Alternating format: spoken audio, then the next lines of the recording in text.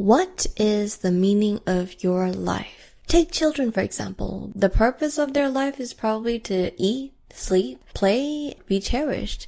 And they're happy with that. But as you grow older, though, those kind of things may no longer be enough. Whatever has felt fulfilled, whatever has felt meaningful to you, they might kind of start shifting little by little without you even noticing. So the thing about meaning is that it's not as fixed forever kind of thing. It's something that needs evaluation and something that needs an update. But oftentimes, so in our lives, we don't always question our meaning of life. When I was young, I never really questioned as a child. I have this set system or pathway, like go to school, first grade, second grade, third grade. There is this lifelong path that has been laid down for me. And I never really questioned it or learned to question it. And that has been the norm for most other children as well.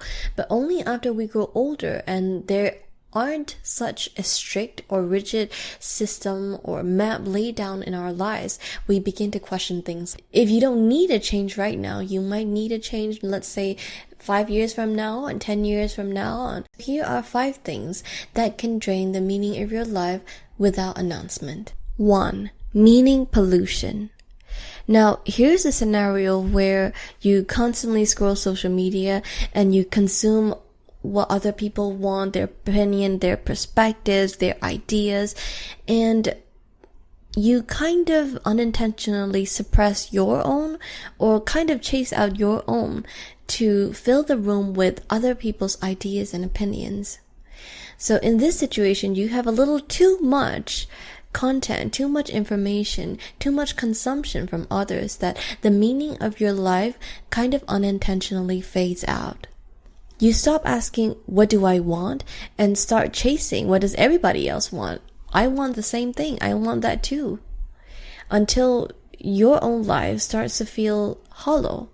It starts to feel meaningless. 2. Being too passive. This is something that can unintentionally happen since young. So in different cultures though, there are cultures where being passive or being harmonious, being agreeable are traits that are celebrated, praised, and acknowledged. So especially in those cultures, it's much more difficult to go out of the norm. Now, even if you're not from a culture like that, being too passive, you start deprioritizing your own needs, your own wants, and in an extreme version, you might not even remember what you actually want or your needs, because your entire day's list is probably somebody else's priorities and not your priority. You kind of lose touch of what you would actually choose if you were given the option. And the tricky part is that you felt like you never really got the option to choose. That's why you keep trying to be passive. 3. Extreme reflection. On one end, you have this never questioning where you're going in life. You don't doubt, you don't assess, you don't reflect. You're just moving because moving is what you do. On the other hand, you have this overanalyzing every details, every choices that you make in your life, every hour, every day, every little decisions that you make. Is it going to lead there? What's going to happen? What if I do this? What if I don't do this? What should I fill my day with? All those little things, overanalyzing until you feel the existential dread and forget to start living. So both ends drain meaning, but just in opposite ways.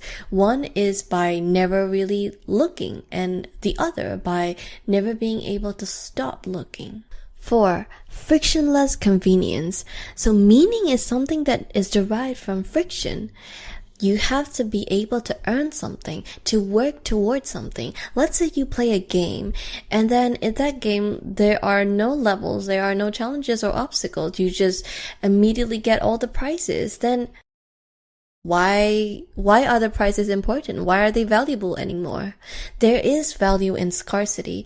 And when you have the ultimate convenience, ultimate comfort, then it's giving you emptiness. 5. The absence of presence. Chasing another milestone, chasing another goal, another action. So there is a little bit similar from number 3, where we talked about reflecting in the extremes, but here it's more action than reflection. Now, action is normally considered a really good thing. That's how you move forward. But the problem here is when you just do more action without actually enjoying your actions, you are just kind of missing over the point of your purpose of life. For example, let's say a stingy person, they hoard all their lives, they have a lot of money, but then they can't use the money that they've built. They can't use the resources or the empire or whatever that they have built. They don't learn to do that. They're just hoarding and hoarding. That's the meaning of their life. They are never able to enjoy the presence or process of it. We're often under the influence that we have control in our lives. But, of course, there are parts that we can control, and there are other parts of our life that are entirely beyond our control. And sometimes you might have to unintentionally change your pathway or the purpose or meaning of your life because of something that you can't do anything about. And they say that rejection is redirection. Sometimes it really happens for your own fortune. What matters is that you keep moving, and if it's not aligned with your life anymore, you start evaluating what is your next goal, what is your next pathway. And if it still is, I hope it's serving you.